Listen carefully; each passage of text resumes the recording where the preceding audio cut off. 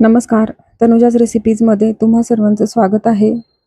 तर आज मी अतिशय हेल्दी आणि चटपटीत, अगदी लहान मुलांना स्नॅक्स म्हणून आवडेल अशी, जर तुम्ही ही रेसिपी एकदा बनवली तर मुलं कुरकुरे वगैरे जे काही आहेत बाहेर मिळतात, तर ते बिलकुल खाणार नाहीत आणि शक्यतो आपण बाहेरचं टाळतोच. मुलांना असं घरगुती काही ना काहीतरी स्नॅक्स दिलं तर तेही आवडीने खातात.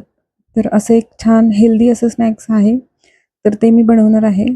तर सुरुवातीला तर कढई छान गरम करून घेतली आणि त्यामध्ये एक 2-3 चमचे तूप घेतलंय आणि तूप मेल्ट झालं की त्यानंतर त्यामध्ये साधारणतः 1-2 कप इतके सोया चंक्स आहेत आणि जे लहान साईजचे असतात ना, तर तेच घ्यायचे आणि ते छान असे क्रिस्पी होईपर्यंत आपल्याला ते भाजून घ्यायचे. तर मी थोडंसं मीठ पण टाकते चवीलाच, म्हणजे पूर्णपणे भाजेपर्यंत त्याला छान असं मीठ लागलं जाईल आणि अगदी मंद गॅसवर अर्धा तास तरी कमीत कमी वेळ जातो हे भाजण्यासाठी.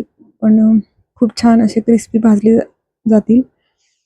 तर बघू शकता तुम्ही उलटण्याने मी त्या सर्व ते तूप वगैरे आहे तर ते छान मिक्स करून घेते. सुरुवातीला मीठ टाकल्यामुळे काय होतं, तुपामध्ये ते मिक्स झालं की तूप जेव्हा सगळ्या चंक्सला लागतं त्यावेळेस ते मीठही सगळ्या सोया चंक्सला लागलं जातं आणि सोया चंक्स म्हटलं तर अतिशय हेल्दी असं ऑप्शन आहे मुलांना.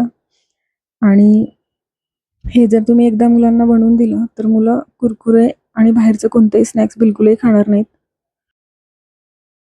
तर बघू शकता तुम्ही त्याचा रंग पण थोडंसं बदललंय आणि छान असे क्रिस्पी झालेत.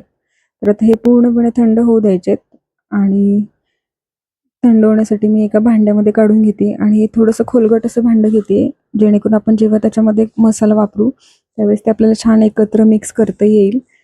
आणि कढई पण गरम आहे तर ते थंड व्हायला खूप वेळ लागेल, त्यामुळे असं भांड्यामध्ये काढलं तर ते पटकन थंड होईल आणि ते छान असं थंड करून घेतल्यानंतरच आपल्याला ते भरणीमध्ये वगैरे भरून ठेवायचं आहे हवाबंद. हे भरपूर दिवस टिकतं आणि जेव्हा पण मुलांना काही स्नॅक्स खायची इच्छा असेल आणि आता कसं सुट्ट्या असतात उन्हाळ्याच्या आणि मुलं दिवसभर घरी असतात आणि त्यांना तेच तेच जेवण करायचा कंटाळा येतो आणि त्यांना असं काहीतरी चटपटीत वेगळं नवीन हवं असतं. मग ते सतत बिस्किट, कुरकुरे वगैरे याचीच त्यांची डिमांड असते. मग तुम्ही असं काही ना काहीतरी नवीन छान टेस्टी स्नॅक्स केलं तर तेही खूप आवडीने खातील.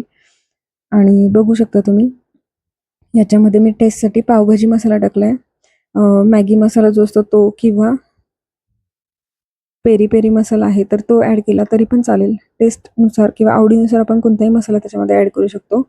आणि अगदी थोडीशी मी चाट मसालाची पावडर आहे तर ती ॲड केली आहे आणि हे छान असं मिक्स करून घेतलं आणि त्यावर झाकण ठेवून परत एकदा छान मिक्स करून घेणार आहे.